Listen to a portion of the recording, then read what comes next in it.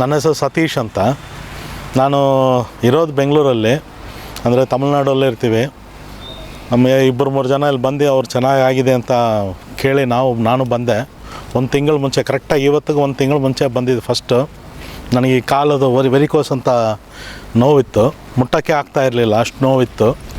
First time ಬಂದಾಗ ಇವರು massage ಎಲ್ಲ ಕೊಟ್ಟು ಔಷಧಿಗಳೆಲ್ಲ ಕೊಟ್ಟರು. ತೊಗೊಂಡಿದ್ದ ತಕ್ಷಣ 3ನೇ ದಿವಸದಿಂದ ನೋವು ಕಡಿಮೆ ಆಯಿತು.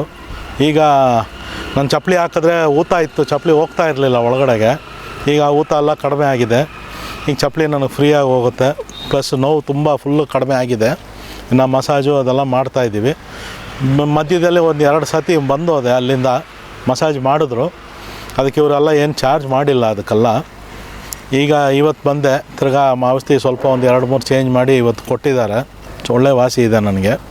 ನಾನಂತ ನಮ್ಮ ಫ್ರೆಂಡ್ಸು ನೆಂಟರಿಗೆಲ್ಲ ಹೇಳಿ ಅವರು ಒಂದು 4-5 ಜನ ಬಂದು ಹೋಗಿದ್ದಾರೆ ಈಗ ಇಜ್ಜಿಗೆ. ಇನ್ನು ಈ ಬರೋ ವಾರದಲ್ಲೂ ಇನ್ನೂ ಒಂದು 3-4 ಫ್ರೆಂಡ್ಸ್ ಬರ್ತಾಯಿದ್ದಾರೆ. ಈ ನೋವುಗಳಿದೆ.